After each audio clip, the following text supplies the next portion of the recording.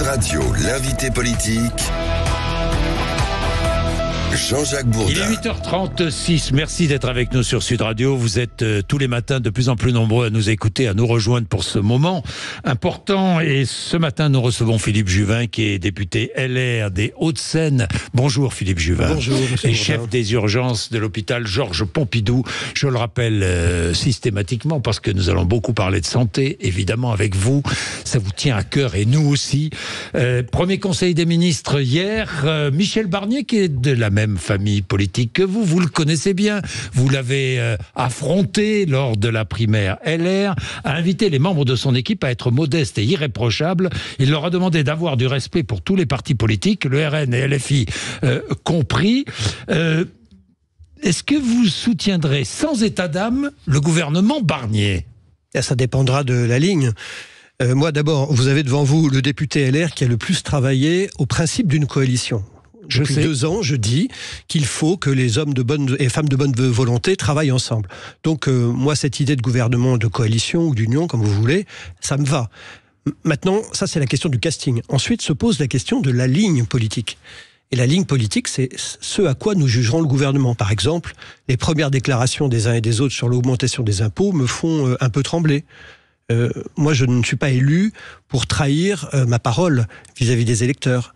Je pense qu'il ne faut pas augmenter les taxes ni les impôts. La France, c'est déjà quel que soit un enfer fiscal. Quel que soit celui, celle ou l'entreprise concernée.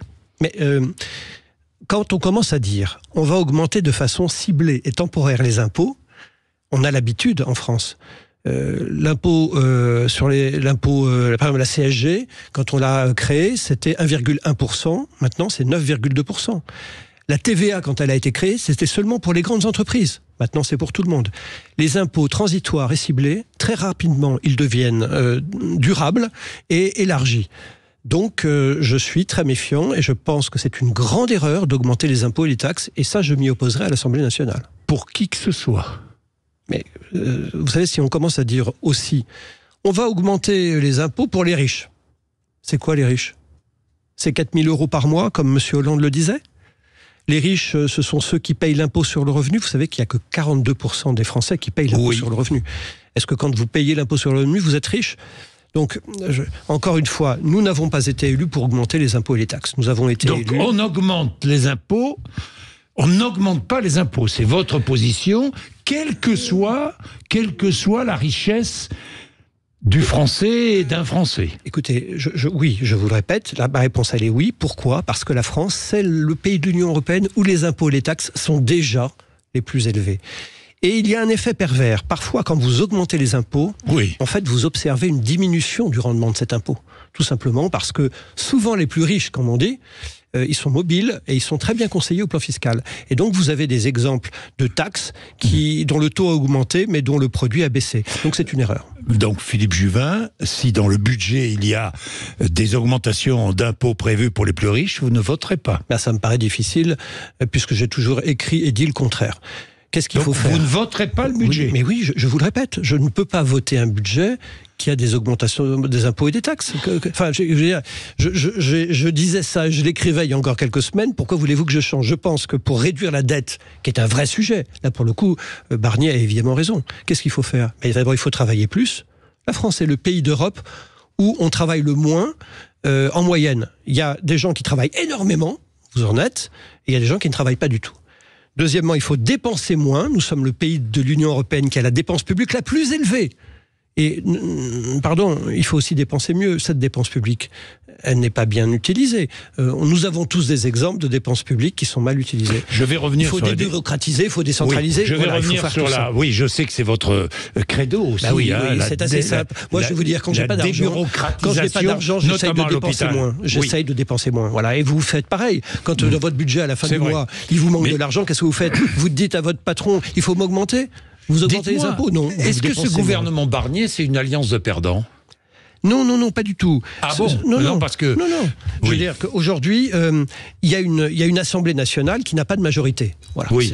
Donc il faut créer une majorité. Et nous avons eu raison de le faire. Et Michel Barnier a eu raison d'essayer de rassembler les gens. Ce que je regrette, c'est que cette alliance ne soit pas allée vers des socialistes raisonnables, à part M. Migaud, mais qui est un peu seul et isolé. Mais c'est ainsi. Les gens n'ont pas voulu participer. Michel Barnier a été commissaire européen, j'ai été député européen. Oui. Dans l'Union européenne, l'absence de majorité absolue au Parlement européen, c'est la règle. Donc qu'est-ce qu'on fait dans ces cas-là ? On fait ce qu'on essaye de faire aujourd'hui en France, c'est-à-dire des coalitions. Et Barnier a raison de le faire. De toute façon, il n'y a pas le choix. Donc, vouloir se dire le gouvernement n'est pas légitime parce qu'il n'y a pas de majorité absolue à l'Assemblée, c'est idiot, il n'y a pas de majorité absolue à l'Assemblée. Donc, c'est bien de faire de la coalition. La vraie question, c'est la ligne politique. Pourquoi n'êtes-vous pas ministre de la Santé ? Ça, il faut le demander à M. Barnier. Il a trouvé des gens probablement beaucoup plus qualifiés que moi et disponibles et capables. Vous étiez prêt, pourtant, pour le poste. Écoutez, je veux dire... Est-ce qu'il vous l'a proposé ? Non, il m'a rien proposé du tout. La question... Vous auriez aimé devenir ministre de la Santé ? J'avais quelques idées. Je sais. Et ces idées, je vais les proposer avec ma casquette de député. L'Assemblée nationale peut reprendre un rôle qu'elle avait peut-être perdu dans sa force de proposition. Sur les questions de santé, mais aussi sur les questions budgétaires. J'appartiens non pas à la commission des affaires sociales, qui est la question de la santé. La commission de la santé, j'appartiens à la commission des finances. Et c'est pour ça que ces questions d'impôts m'inquiètent un peu.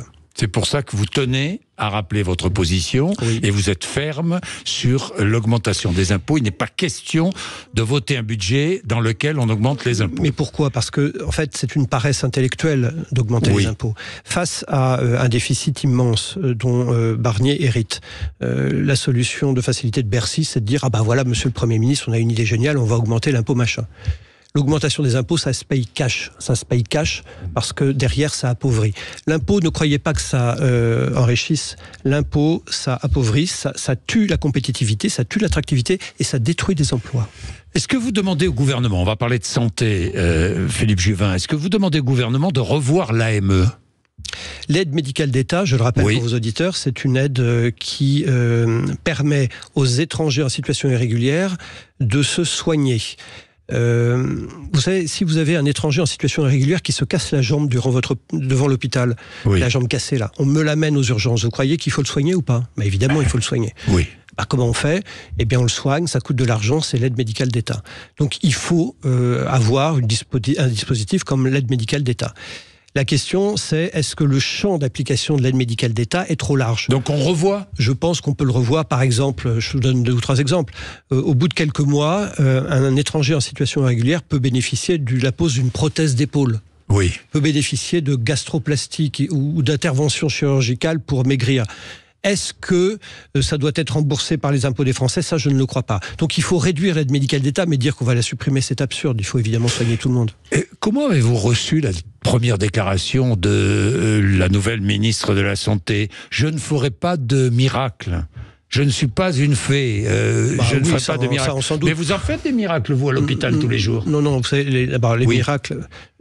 J'avais un vieux patron qui me disait, quand un patient vous demande si un miracle est possible, répondez-lui oui, parce que c'est la définition même du miracle. Oui. Le miracle, par définition, peut toujours arriver. Sauf que il arrive assez rarement. Donc, c'est probablement un peu maladroit ce qu'on attend de la ministre de la Santé, mais je comprends ce qu'elle a voulu dire. Ce sont des décisions qui consistent à faire en sorte que l'argent qui est payé par les Français pour la santé publique, elle aille vraiment aux soins. Aujourd'hui, il y a beaucoup d'argent qui ne va pas aux soins. C'est ça la grande réforme qu'il faudrait faire. La deuxième réforme, c'est qu'on ne forme pas assez d'infirmières et de médecins, mais il faut former plus d'infirmières et de médecins. Et enfin, il y a le troisième sujet qui est celui de la prévention. La prévention, c'est quelque chose de fondamental. Ça fait des années qu'on prétend vouloir en faire et qu'on n'en fait pas.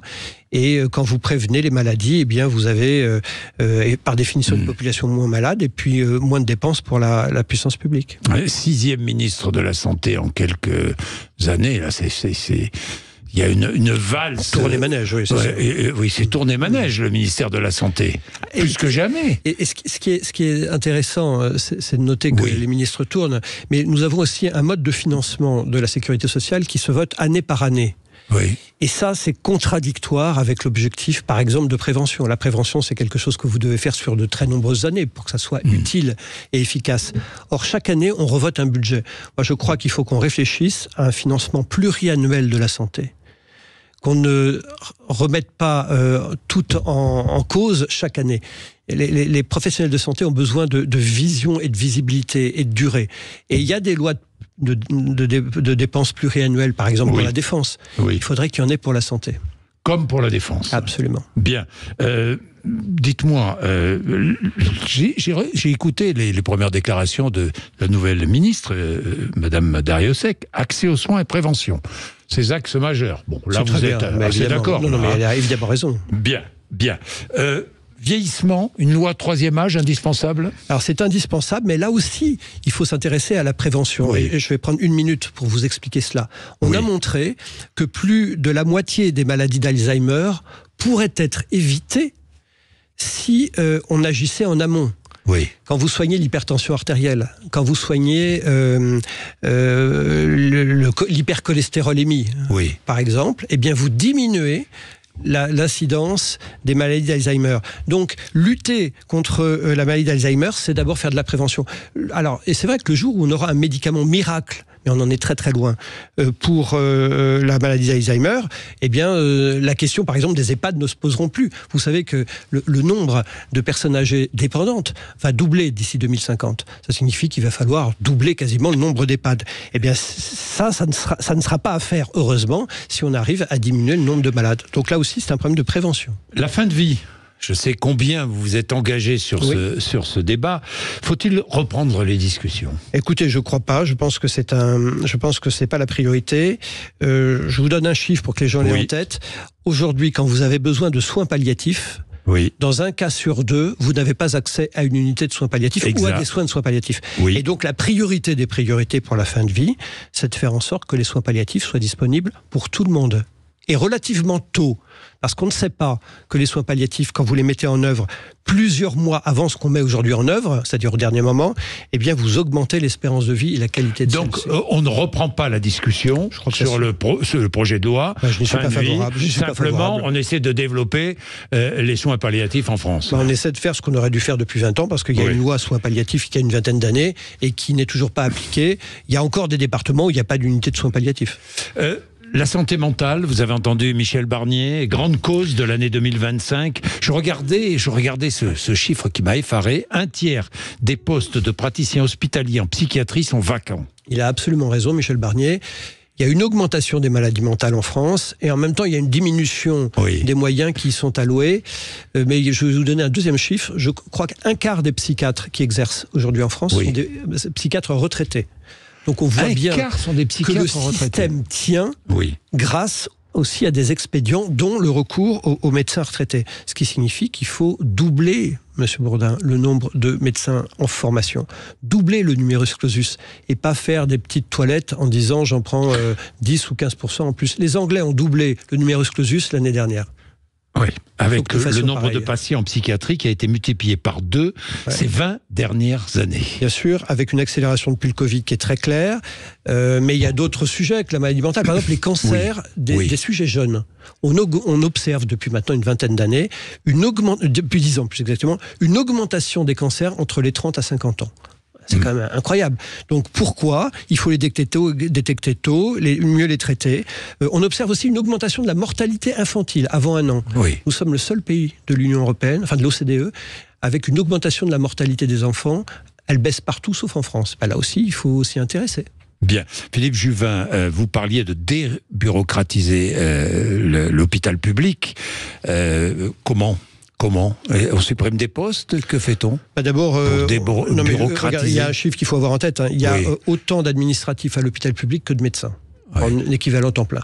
Donc il faut commencer par dégraisser le mammouth et regarder supprimer des postes. D'abord des postes administratifs et faire en sorte qu'il y ait plus de postes au contact des malades, de soignants, et moins de postes dans l'administration. Il faut aussi donner des outils modernes. Vous voyez, moi je suis frappé de voir le temps qu'on passe devant nos ordinateurs, qu'on passe à faire de la paperasserie. L'hyperadministration, non seulement elle coûte cher, mais elle crée aussi de la norme. Et elle crée aussi de la réunionnite. Nous avons besoin, en fait, de temps devant les patients et pas de temps dans des bureaux. Il faut plus de fonctionnaires devant les utilisateurs, dont les patients à l'hôpital, et moins de fonctionnaires dans les bureaux. Quelles sont les récriminations que vous entendez aujourd'hui au quotidien? Vous êtes à l'hôpital, on n'est pas bien payé, on travaille trop. La récrimination principale, c'est que il y a des lits fermés parce qu'il manque des infirmières. Oui. Donc il y a des interventions chirurgicales qui sont repoussées. Oui. Je sais dans tel département que je ne vais pas citer pour ne pas les mettre en difficulté, il n'y a plus que 4 pédiatres qui se battent en duel dans tout le département. Donc l'offre de soins. L'offre de soins. Et puis enfin, nous n'avons pas suffisamment de temps à consacrer aux patients. Nous courons d'un patient à un autre. La question de la qualité, évidemment, est très hétérogène. Vous savez, la grande inégalité de santé, c'est qu'il y a... Vous savez, Monsieur Bourdin, moi, je sais où me faire opérer, pas vous. Mais surtout, je sais où ne pas me faire opérer. Oui. Et ça, vous ne le savez pas. Elle est là, la grande inégalité de santé. Bien, Philippe Juvin, je vais revenir sur les problèmes financiers avec la réforme des retraites.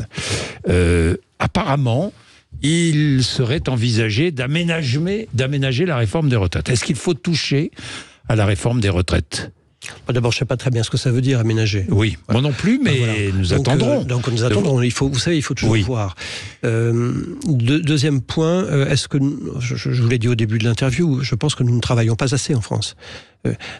Quand vous comparez, c'est pas que je pense, d'ailleurs c'est une observation, quand vous comparez la France aux pays voisins, tous nos pays voisins ont un âge de départ à la retraite qui est plus tardif que le nôtre.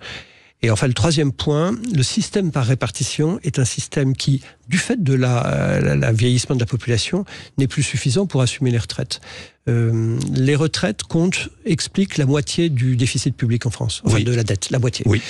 Donc il faut probablement, à côté de la technique de répartition, créer ce qu'on appelle des systèmes de capitalisation collective qui permettent d'assurer que les retraites seront bien payées. Aujourd'hui, un agent de catégorie C de la fonction publique territoriale qui est né après 1981, c'est-à-dire une grande partie des agents de la fonction publique, avec le système actuel sans réforme, partira à la retraite avec une retraite inférieure au taux de pauvreté. On ne touche pas à la réforme votée ? Si, il faudra y toucher, mais probablement pas dans le sens qu'un certain nombre de gens souhaitent. Moi, je pense qu'il faut travailler. Là, vous avertissez, là, le gouvernement, vous avertissez. Tout le monde le sait. En fait, que vous dites au gouvernement ce matin, ne touchez pas à la réforme, ne touchez pas à l'âge de départ fixé à 64 ans, ne touchez pas à la structure même de cette nouvelle réforme. Non, je vous dis presque le contraire. Je pense qu'il faut que l'âge de la retraite soit reculé. Je pense qu'il faut... plus de 64 ans. Absolument. Je pense qu'il faut créer une dose de capitalisation collective, en plus de ce système par répartition. Et je pense qu'il faut dire la vérité aux Français, c'est qu'aujourd'hui, un jeune Français qui travaille, la retraite par répartition ne lui fournirait pas une retraite correcte.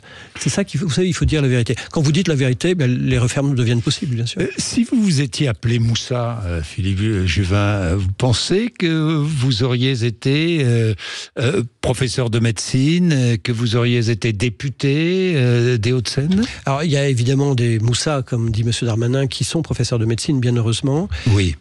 Mais Darmanin a raison de souligner qu'il y a encore des plafonds et qu'il y a des discriminations liées à l'origine sociale. C'est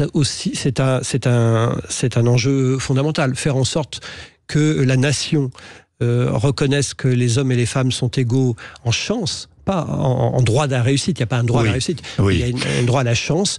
Oui, je comprends ce qu'il a voulu dire. Chez vous, dans votre hôpital et dans d'autres hôpitaux, vous les connaissez bien puisque vous visitez la France, Philippe Juvin, il y a beaucoup de soignants d'origine étrangère. Alors je n'aime pas réduire les gens à leur origine. Oui, mais j'entends ce que vous dites. Oui, bien entendu, le système de santé français est un système inclusif qui, probablement plus que d'autres, accueille les gens et est un bon ascenseur social, vous voyez. Oui.